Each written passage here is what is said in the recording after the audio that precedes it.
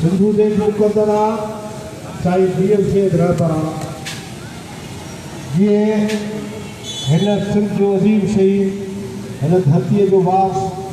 हिन धरतीअ ते ताहयात ज़िंदा रहंदड़ शहीद चई बशीर खान बणे थी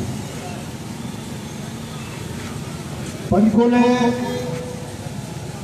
चौक ते गठियल जीएसएम जा कमु कारकुनो ऐं पंजकोले ते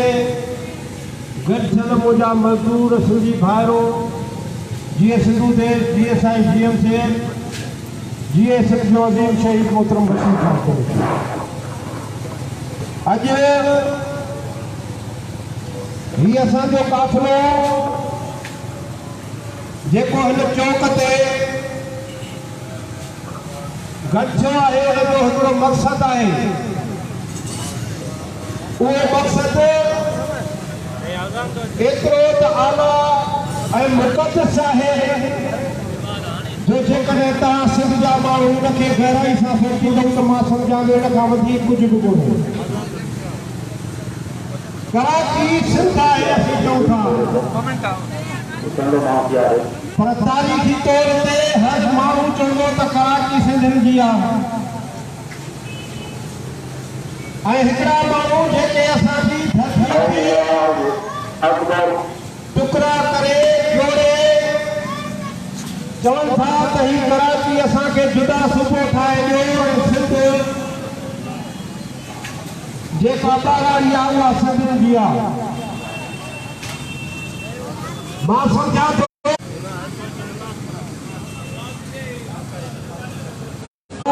असांजो हक़ आहे त असीं रोड में रस्तनि ते उन्हनि ज़ालिमनि चाबरनि ऐं उन्हनि बेग़ैरतनि जे ख़िलाफ़ आवाज़ बुलंद कयूं इहो बि हक़ ऐं सच आहे इहा बि इबादत आहे असां इबादत था कयूं रोडनि ते सिंध खां वधीक का बि इबादत कोन्हे मां चवां थो त सिंध मुक़दस अक़ीदो ईमान आहे सिंध इंजील गीता ऐं क़ुरान आहे सिंध जीअरे रोए अजो पाण खे हाणे आज़ादु घुरिजे वतन पाण खे हाणे आज़ादु घुरिजे वतन अचो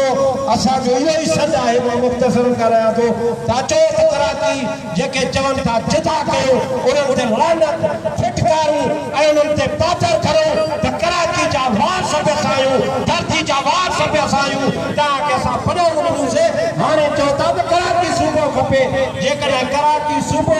तव्हां करे वियो त असीं चवंदासीं त ही सिंध जा माण्हू सिंध जूं माण्हू सॾ थी वियूं आहिनि सिंध जे हर तरह तां होचूं हेठियूं धूलिया पैदा थींदा जेके दुश्मननि सां तरार खणी बिगड़नि था भाला खणी बिगड़नि था सीना तारे विढ़नि था पर सिंध जो हिकिड़ो इंच बि दुश्मन खे कोन ॾींदासीं तंहिंजे करे कराची सिंध जी दिलि आहे कराची सिंध आहे अचो त सभई गॾिजी आवाज़ उथारियो त कराची कहिड़ी कराची कहिड़ी कराची सिंधनि जी आहे महिरबानी दोस्तो जीअं सिंध